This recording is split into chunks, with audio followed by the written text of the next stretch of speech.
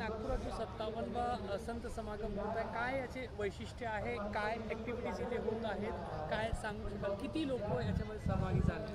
हा 57वा महाराष्ट्राचा निरंकारी संत समागम, महाराष्ट्राचा जेवढे काही संत निरंकारी मिशनचे जेवढे काही लोक आहेत आणि हा मिशनचा जो संदेश आहे हा नागपूरच्या परिसरात व्हावा, त्याच्यामुळे हा नागपूरला आयोजित करण्यात आलेला आहे। इथं मिशनचे सगळा इतिहास दर्शवणारी प्रदर्शनी, जे शिकवण आहे ती शिकवण किड्स प्रदर्शनीच्या माध्यमातून, जे सोशल वर्क आहे मिशनचं ते SNCFच्या प्रदर्शनीच्या माध्यमातून सर्वांसाठी आहे।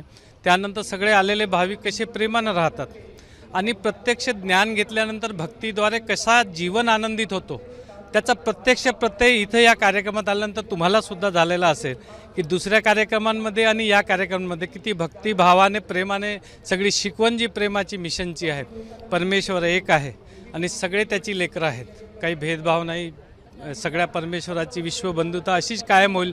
परमेश्वर एक आहे आणि सगळे आपण त्याची लेकरं आहोत, हा जो संदेश आहे त्या ब्रह्मज्ञान त्या ईश्वराची ओळख करून मग भक्ती करणे, त्याच्यातच हा प्रेम कायम होऊ शकतो की सर्व आपण एका परमेश्वराची लेकरं आहोत आणि त्याच्यामुळे तो आपण बंधुभाव निर्माण होऊ शकतो। ती शिकवण ब्रह्मज्ञान मिशनचा सगळ्यांना मिळावा आणि हा सगळ्या विश्वामध्ये शांती पसरावी हा उद्देश ठेवून हे सगळ्या कार्यक्रमाचं आयोजन।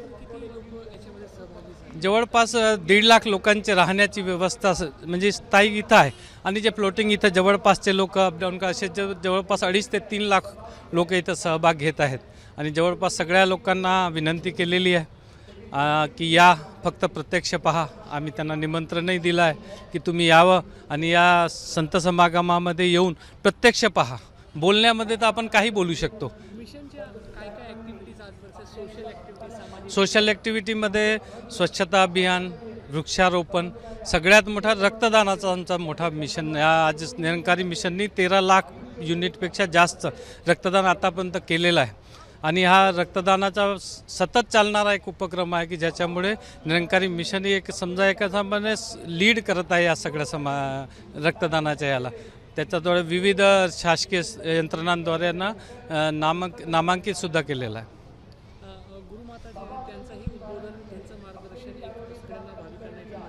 बिलकुल शेवटी त्यांचंच उद्बोधन होतो।